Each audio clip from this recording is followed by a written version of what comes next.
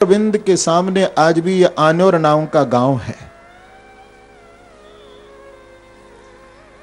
ये आन और क्यों कहा? बोले इसलिए कहा कि जब गिरिराज जी को भोग लगा रहे थे ना, तो कैलाश तक जय जयकार की आवाज गई थी। बोलो गिरिराज महाराज की जय। इंद्र के स्वर्ग तक तो पहुंची, तो क्या कैलाश पर नहीं पहुंची होगी? जब कैलाश पर पहुंची तो मेरे भोले बाबा बोले कि आज मेरे कन्हैया गिरिराज बनकर के भोग लगा रहे हैं, चलो हम भी गिरिराज जी को भोग लगावें। तो पार्वती जी से भांग की बर्फी बनवाई और अपने झोली में लेकर के आए हैं। गिरिराज महाराज को भोग लग रहा था और मुख से आवाज आ रही थी आन और। तो झट भोलेनाथ ने उनके मुख में भांग की बर्फी डाल दी, लगाओ भोग। अब भांग खाने के बाद तो मीठा और भी अच्छा लगता है। तो भगवान ने कहा कि देखो भैया, कल तुम सबने मिलकर के गिरिराज जी को भोग लगाया, पर किसी ने पानी नहीं पिलाया। तो जितना बरसात का जल था, भगवान ने उनकी भावना को पूरी करने के लिए कहा कि जितना बरसात का जल था, बोले सब गिरिराज महाराज ही पी गए। तो बोले हाँ लाला, तू सांची कहे, क्योंकि जो ज्यादा खावेगो तो पानी भी तो ज्यादा पीवेगो। इस प्रकार से अपने ब्रजवासियों के मित्रों के भाव को प्रभु ने पूर्ण किया है। सुखदेव जी महाराज कहते हैं कि एकांत में एक दिन गौचरण की बेला थी। भगवान यमुना जी के तट पर खड़े थे। इंद्र ने एकांत में भगवान को जब यमुना के तट पर देखा तो इंद्र आए और आकर के अपने अपराध की क्षमा मांगते हुए भगवान की स्तुति प्रारंभ की कि विशुद्ध सत्वं तव धाम शांतम तपोमयं ध्वस्तरजस्तमस्कं मायामयोऽयं गुणसंप्रवाहो न विद्यते ते ग्रहणानुबंध। इंद्र ने कहा कि प्रभु, आपका जो स्वरूप है वो विशुद्ध सत्व है। आप शांत हैं। आप शांति ही नहीं, केवल आप तो शांति के घर हैं, धाम है। विशुद्ध सत्वम तव धाम शांतम। क्योंकि भगवान का जो स्वरूप है वो शांत है, उग्र नहीं है। हम भगवान की पूजा क्यों करते हैं? अशांत होने के लिए करते हैं कि शांताकारं भुजगशयनं पद्मनाभं सुरेशं विश्वाधारं गगनसदृशं मेघवर्णं शुभांगं लक्ष्मीकान्तं कमलनयनं योगवृद्ध्यानगम्यं। भगवान शांताकार है कि विशुद्ध सत्वं तव धाम शांतम तपोमयं ध्वस्तरजस्तमस्कं। ये मायामय प्रपंच जो संसार है प्रभु, आप तो तीनों गुणों से परे हैं। सतोगुण, रजोगुण, तमोगुण। जो विशुद्ध सत्व है उसमें आप स्थित हैं। आपका स्वरूप भी विशुद्ध सत्व है, विशुद्ध सत्व है। कि पिता गुरुस्त्वं जगतामधीशो दुरत्यः काल उपात दंड हिताय स्वेच्छातनभि समीहसे मानं विधुन्वन् जगदीश मानिना। इंद्र कहते हैं कि प्रभु, आप इस जगत के पिता हैं। माने आपसे ही संसार प्रारंभ हो रहा है। माने आप ही जन्मदाता हैं, आप हमारे पिता हैं, आप ही हमारे गुरु हैं। क्योंकि जगत गुरु तो कृष्णम वंदे जगत गुरु। जितने भी गुरुजन हैं ये भगवान के प्रतिनिधि स्वरूप हैं। कौन है? प्रतिनिधि स्वरूप है। आप तो जगत गुरु हैं कृष्ण। पिता गुरुस्तम, आप इस जगत के मालिक हैं, स्वामी हैं। लेकिन मेरे मन में बहुत अहंकार हो गया तो मैंने अपने को मालिक समझ लिया कि मैं ही इस संसार का, तीनों लोकों का यदि कोई संभालने वाला मालिक है तो मैं हूं। ऐसा अहंकार इंद्र भगवान के सामने प्रकट कर रहा है कि मेरे अंदर ये अभिमान आ गया था कि मेरे से ही सब कुछ चल रहा है। प्रेम से कहो श्री राधे। लेकिन आज मुझे मालूम हो गया, इंद्र गलती को स्वीकार भागवत में कर रहे हैं कि मैं नहीं हूं, आप हैं इस जगत के मालिक, आप हैं इस जगत के स्वामी। आप किसी के दबाव में नहीं हैं। आप जो अवतार लेते हैं तो अवतार भी आपका स्वेच्छा से होता है। वास्तविकता में भगवान का अवतार जब होता है तो भगवान किसी के दबाव में आकर के अवतार नहीं लेते हैं। कोई कर्म का दबाव नहीं होता है भगवान पर। भगवान का अवतार तो सच में भागवत की दृष्टि से यदि हम देखें तो अनुग्रहाय भूतानाम मानुषम देहमास्थितः। भगवान का यदि अवतार होता है तो वास्तविकता में अपने भक्तों पर अनुग्रह करने के लिए, कृपा करने के लिए ही मेरे प्रभु अवतरित होते हैं। अब सोचो, यदि राम और कृष्ण के रूप में भगवान अवतरित नहीं होते तो आज उनकी इतनी मधुरातीत मधुर लीलाएं जो हम गा रहे हैं, सुन रहे हैं, कितना सरल और कितना सटीक साधन भगवत प्राप्ति का भगवत अवतार से ही तो हमें प्राप्त हुआ है। सोचो,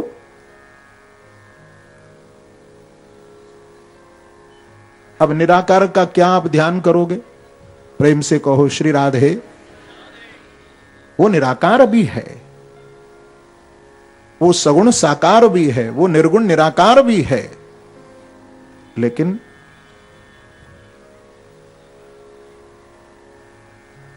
यदि आपको कोई कहे कि भाई निराकार का ध्यान करो, तो आंखें बंद करके किसका ध्यान करोगे?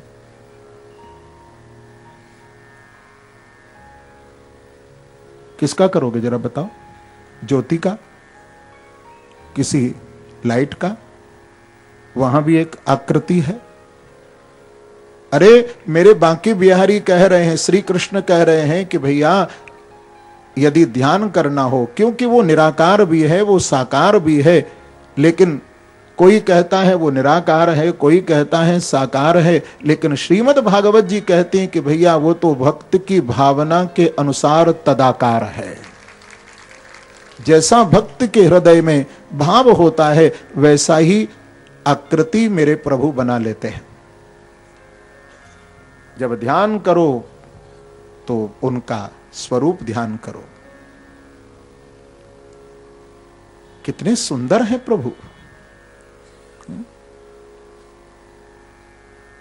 तो हम जैसे जीवों पर कृपा करने के लिए परमात्मा अवतरित होता है और अवतार लेकर के मधुरातीत मधुर लीलाएं करते हैं।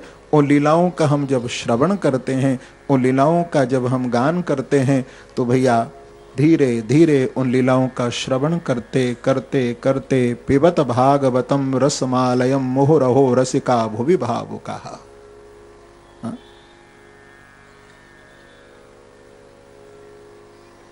रसमालयम, इस रस के घर में हम जब डुबकी लगाते हैं तो धीरे धीरे धीरे कथा सुनकर उनका नाम जप करके उनका ध्यान करते हुए धीरे धीरे धीरे साधक को ऐसा अनुभव होने लगता है कि अब मेरे से मेरा बांके बिहारी दूर नहीं है, वो मेरे पास ही है। निरंतर भक्त को भगवान की अनुभूति कराती रहती है श्रीमद् भागवत कि तुमसे दूर नहीं है। मत कथा वाचकम नित्यम मत कथा श्रवणे रतम मत कथा प्रीत मनसम नाहम त्यक्षामि तम नरम। भागवत जी कहती हैं कि जो कथा निरंतर कहते हैं, जो कथा से प्रेम करते हैं, जिनकी कथा में रति हो जाती है, जिनकी मन से कथा में प्रीति हो जाती है, भगवान कहते हैं नाहम त्यक्षामि तम नरम। मैं किसी स्थिति में उस भक्त का त्याग नहीं करता, निरंतर उसको मेरी अनुभूति बनी रहती है, मैं उसके साथ ही होता हूं, उनके साथ होता हूं। आज इंद्र ने कहा कि आप सर्वस्व हैं प्रभु, ये मैं आज समझ गया।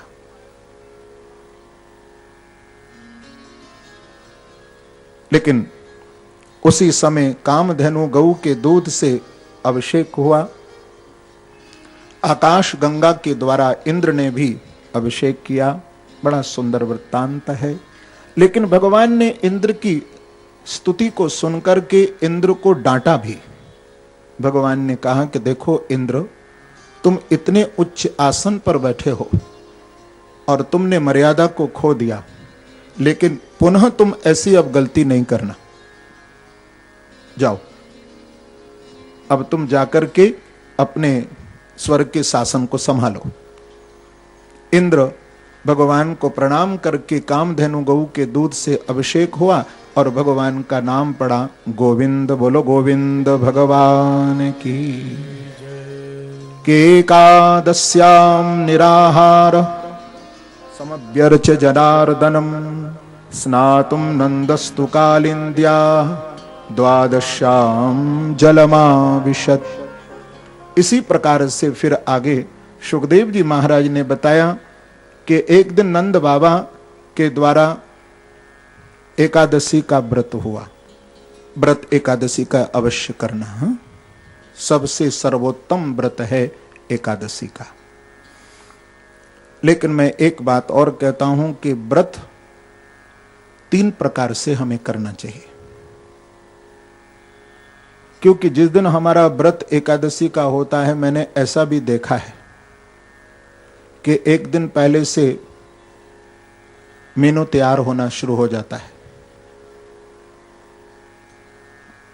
कि कल क्या क्या बनना चाहिए।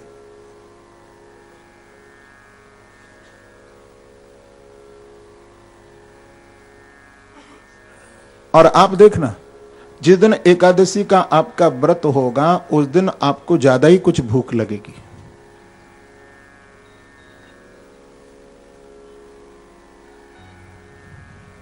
ज्यादा ही स्वाद की ओर ध्यान जाएगा। ये स्वभाव है इंद्रियों का। आप जिधर से रोकेंगे वहीं भागते हैं, इंद्रियां वहीं भागती हैं। इसलिए तो देखो भागवत ने कितना सरल कर दी ये बात। भागवत जी ने ये हमें समझाया कि इंद्रियों को आप जैसे रोकते हो, आंखों को आप रोकते हो, भाई हम ये नहीं देखेंगे, कान को हम ये नहीं सुनेंगे, तो अब कान को कहां लगाएं, आंखों को कहां लगाएं? इंद्रियां तो चंचल हैं हमारी। इसलिए भागवत जी कहती हैं कि देखो, विषयों की ओर न ले जाकर के इंद्रियों को भगवान में लगा दो, दर्शन करो भगवान का, कानों से भगवान की कथा सुनो।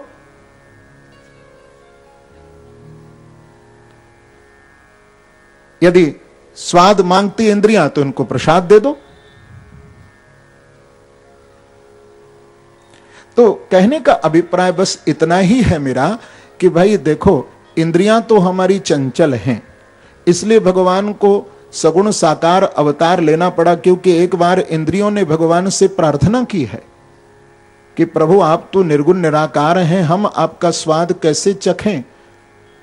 तो तो भगवान बोले कि तुम चिंता मत करो, मैं सगुण साकार बनकर के भी अवतरित हो रहा हूं।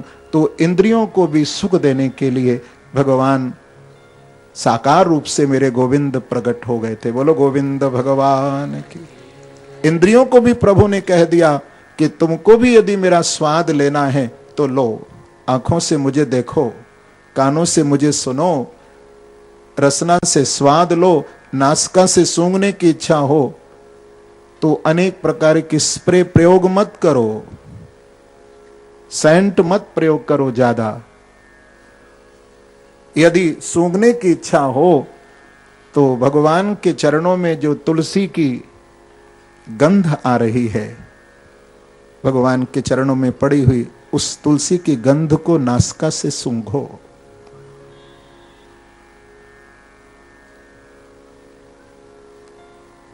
तो 3 प्रकार से व्रत करिए।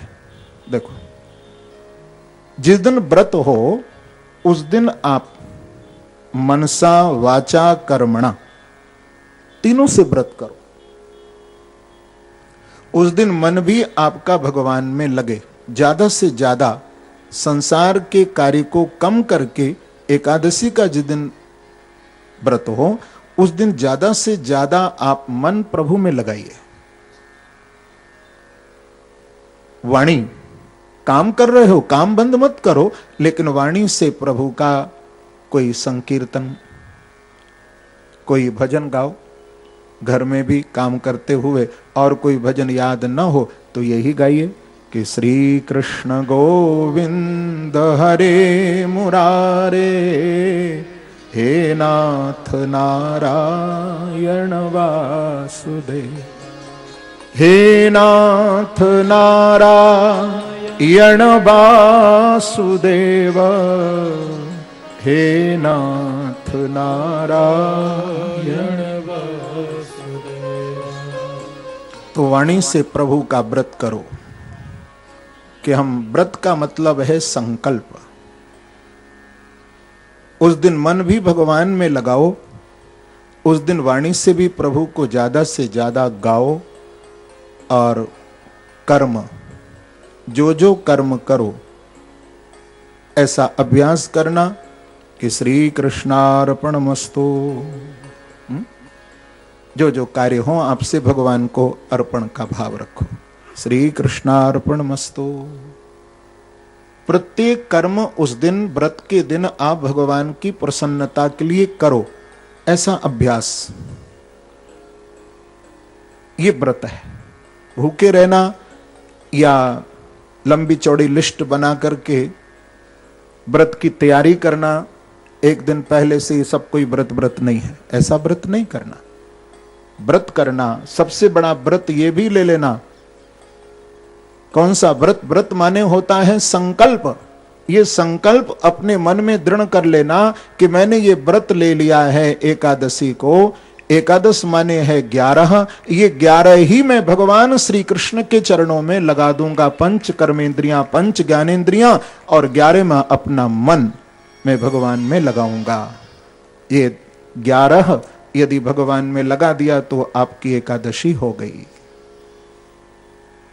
ये जो भोजन की व्यवस्था एक है कि भाई ये नहीं खाना, ये नहीं खाना। आपको मालूम है एकादशी जगन्नाथपुरी में तो उल्टी लटकी हुई है, वहां तो चावल का भोग लगता है, चावल पकते, लेकिन चावल का भोग तो नहीं लगता है भगवान को। उस दिन खाया भी नहीं जाता है,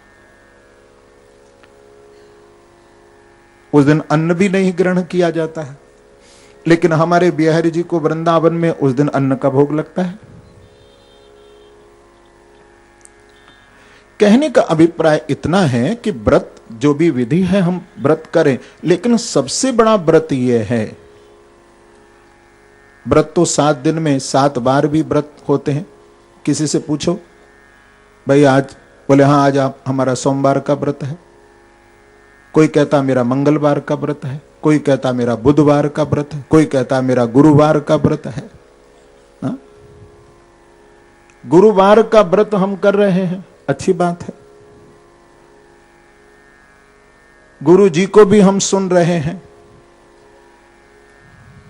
हमारे गुरुजी हैं, लेकिन गुरुजी की मान नहीं रहे। प्रेम से कहो श्री राधे।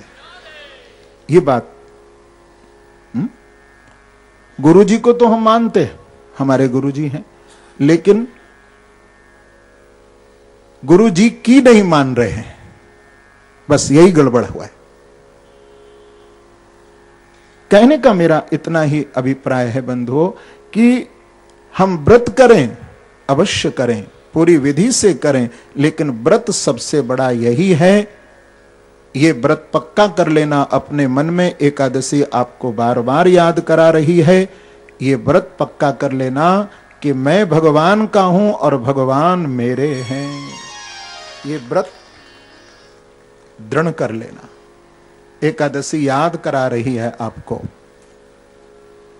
देखो, एकादशी का व्रत नंद बाबा ने किया तो आसुरी बेला में यमुना का स्नान करने के लिए पहुंच गए थे ये यमुना जी के तट पर, क्योंकि उस समय घड़ियां थी नहीं। जब यमुना के तट पर पहुंचे तो वहां वरुण के सेवक पकड़ करके ले गए वरुण लोक में। जब शाम हो गई, नहीं लौटे, भगवान को ये खबर मिली तो कृष्ण और बलराम जी महाराज दोनों वरुण लोक में गए। देवता वरुण ने जब भगवान को देखा तो देख करके अपने आसन से नीचे उतरा और भगवान को प्रणाम किया। भगवान ने कहा कि वरुण देवता जी, आप हमारे पिता को यहां लेकर के क्यों आए हो? क्या गलती कर दी उन्होंने? तो वरुण देवता ने कहा कि प्रभु, गलती तो कोई नहीं हुई, लेकिन उनको यहां लाने का एक मेरा बहुत बड़ा मकसद था, बहुत बड़ा लोभ था। भगवान ने कहा, क्या लोभ था? बोले, ये मन में मेरे लोभ था कि मुझे मालूम थी ये बात कि आपके पिता को मैं यहां लेकर के आऊंगा तो आप उनको खोजते खोजते मेरे वरुण लोक में आ जाएंगे। तो आज आप मेरे वरुण लोक में आए हो तो मेरा वरुण लोक भी पवित्र हो गया। बस यही तो बात समझना है भैया। इसी प्रकार से जब हम संत महापुरुष गुरुजनों के चरण का आश्रय ले लेते हैं तो भगवान को भी खिंचे चले आना ही पड़ता है। आज भगवान वरुण पर कृपा करने के लिए पहुंच गए वरुण लोक। ये सब प्रभु लीला क्यों कर रहे हैं? देखो, अभी इंद्र के ऊपर प्रभु ने जब कोप किया इंद्र ने, तो इंद्र को भी थोड़ा सबक दिया भगवान ने। अब वरुण देवता को भी थोड़ा समझाया, क्योंकि ब्रज में इन सब लीलाओं का दर्शन करके चर्चा होने लगी कि कृष्ण कोई सामान्य नहीं है। भगवान इन लीलाओं को करके कि कोई मेरी लीला में, क्योंकि अब बड़ी मधुरातीत मधुर लीला प्रारंभ करने जा रहे हैं प्रभु, कोई लीला में विघ्न खड़ा न हो। तो भगवान ये सब लीला करके अपने महत्व को ब्रज में प्रकट कर रहे थे श्री कृष्ण। सुखदेव जी महाराज कहते हैं कि राजन, कि भगवान पिता रात्रि शरदोत्फुल्ल मल्लिका वीक्षरन्तुम मनश्चक्रे योग मायामुपाश्रितः।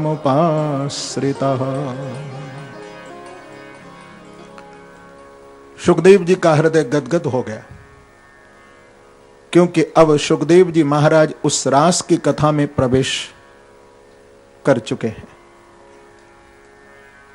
और परीक्षित को सुखदेव जी ने कहा कि राजन, मैं तुमको महाराज की कथा का श्रवण करा रहा हूं, लेकिन इस कथा को आप श्रवण करोगे बैठ करके, पर एक बात ध्यान रखना परीक्षित, ये कथा इंसान की नहीं है, ये कथा, ये लीला, ये भगवान की है। इसलिए अब तक तो कृष्ण कहते रहे, माधव कहते रहे, गोविंद कहते रहे। अब सुखदेव जी महाराज ने पहले श्लोक में ही ये कह दिया कि भगवान पिता रात्रि शरदोत्फुल्ल मल्लिका वीक्षरन्तुम मनश्चक्रे योग मायामुपाश्रितः। राजन, मैं आपको भगवान की ये लीला सुना रहा हूं। ये रास कृष्ण की लीला है और ये शुद्ध प्रेम लीला है, और इसका भूमिका भागवत में आपने देखा, कल कथा सुनी थी मैंने, थोड़ा संक्षिप्त में वो प्रसंग कहा कि वेणु गीत के समय इसकी भूमिका तैयार हो गई थी। कल आपने सुना था, थोड़ा हम ध्यान दें इस बात पर, कि भगवान ने काली नाग को नाथा था, और कल मैंने निवेदन किया कि काली को नाथ करके भगवान ने काम को निष्कासित ब्रज से किया है। और फिर वेणु गीत गोपियों ने गाया था, और वेणु गीत के समय सुखदेव जी महाराज ने वहां कहा है स्मरोदयम।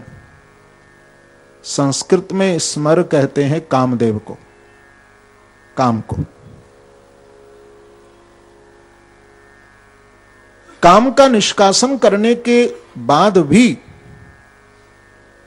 भगवान ये देखना चाहते हैं कि अभी कहीं गोपियों के मन में कहीं काम तो नहीं बैठा। तो वेणु गीत के द्वारा भगवान यहां भी परीक्षण कर रहे हैं गोपियों का। अब आप सोचिए कि काम का निष्कासन कर दिया हो भगवान ने, और स्मरोदयम माने फिर भी भगवान गोपियों के अंदर ये देखना चाहते हैं कि अभी कहीं काम शेष तो नहीं है। जब काम का निष्कासन ही कर दिया तो इस लीला को हम कैसे काम लीला कह सकते हैं? ये काम लीला नहीं है, ये तो प्रेम लीला है, शुद्ध विशुद्ध। और मैं एक बात और कहता हूं बहुत सहजता से कि रास को हम लोग आज, मैं देखता हूं बहुत से लोगों को कि रास शब्द को वो ऐसे यूज करते हैं मजाक में। लोग आज रास को जैसे हंसी उड़ाते, जिनको समझ नहीं है, जो मूढ़ लोग हैं, कह देते भाई वाह वो फलाना व्यक्ति वहां रास रचा रहा था। प्रेम से कहो श्री राधे। कमाल है, आप एक सामान्य मिलन को रास कह रहे हैं। रास तो एक बहुत पवित्र शब्द है। जिसने भागवत को पढ़ा होगा, भागवत को समझा होगा, गुरु चरणों में बैठा होगा, भैया वो समझ गया होगा कि रास का क्या रहस्य है। ये रास है क्या? ये कोई रास स्त्री पुरुष का मिलन नहीं है। इस रास में तो काम की गंध भी नहीं है, क्योंकि जो सुना रहे हैं सुखदेव जी महाराज, उनके जो दिगंबर हैं, सोचो। और जो सुनने के लिए महाराज परीक्षित बैठा है, उसकी मृत्यु में भी केवल 1 दिन का टाइम शेष है। और जिस लीला को दर्शन करने के लिए हमारे भोलेनाथ भी आ रहे हैं, क्या कामलीला देखने आएंगे?